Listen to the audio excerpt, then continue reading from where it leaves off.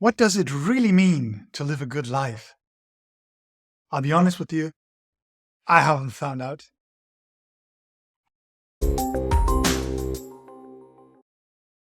My name is Tim, I'm .connector17, and I'm back with another book review, which is about how to live. That's the title of the book, and it is written by Derek Sivers.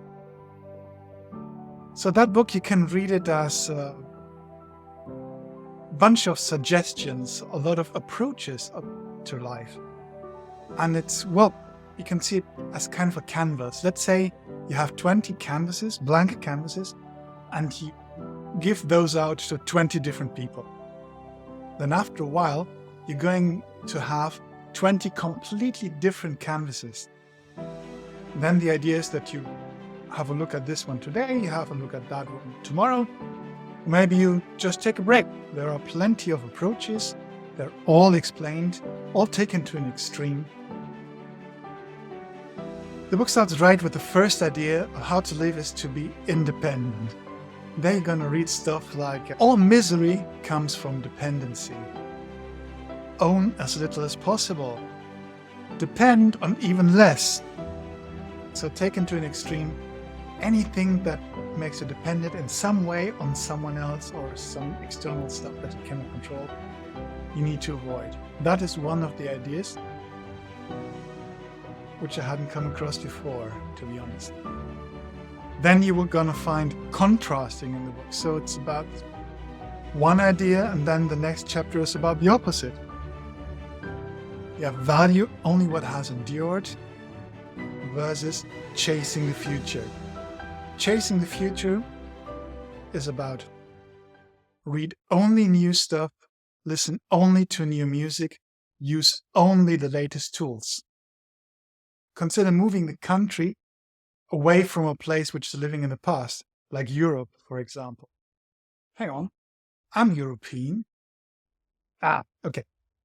So then maybe this one value only what has endured might be something for you or for me. And that is about finding out where is all the media attention and what is truly important. What's it called? Cryptocurrency, for example, versus water filtration. Virtual reality versus air conditioning. Now there you're also going to learn the time-tested skills like speaking, persuading others, writing, all that sort of stuff, which hasn't changed in a century, which is not likely to change very much in the next 100 years. So there you see, you might follow something for a little while and something else for another little while. I love this one. Usually we have an experience and then we respond to it. Say we go to an event and we might feel bored afterwards because we're not inspired by anything. Or we go to another event and there we are excited, we are full of emotion, and we are just overjoyed. Again, this is a response to an event. What about just imagining such an event and then have the feeling, have the emotion?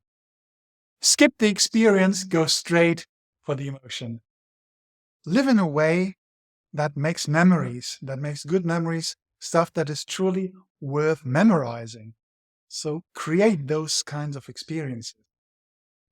And then when you're old and wise, you can enjoy your life a second time in your head then, because you have created all these memories. Every story, Derek argues, has some point where it says, and then things took a change for the worse. Meaning that struggle, drama, and loss is coming your way, whether you like it or not. Assume, completely expect that this is going to hit you, and then take all the necessary preparations. And afterwards, carry on appreciating the good times. So this is not about living in fear and kind of in sorrow. No, you just expect it, prepare for it, done with it. This one is actually my favorite. Get all your ideas out into the world before you hit the graveyard. Because at the graveyard, there are so many unlived ideas, so much potential which hasn't been brought out into the world. Don't be like that. Every idea that you have, bring it out into the world so that at the end of your life, you're out of ideas.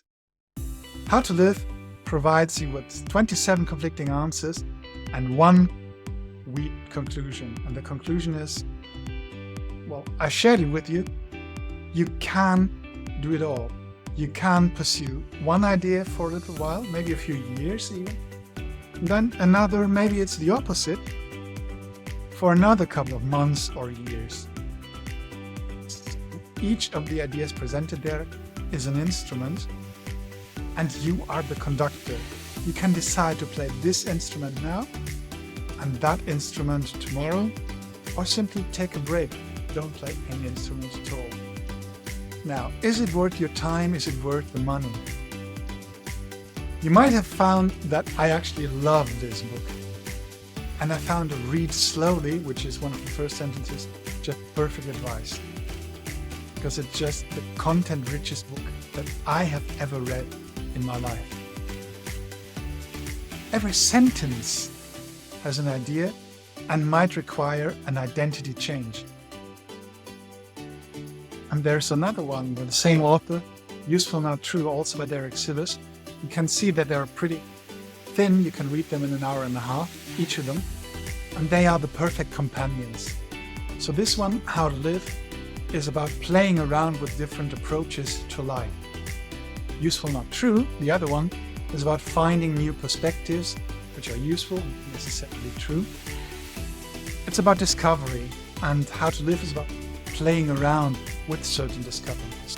You can read this book the easy way, as entertainment, or the more profound way, by really delving into each of the ideas and thinking about the identity changes and the actual changes you'd like to make, to adjust, to pursue one idea for a moment. Anyway, you're going to find yourself go, oh, wow, a few times. I'm pretty sure you will. You might actually find yourself motivated to change, to try out one or the other idea, at least for a little while. So that's about it.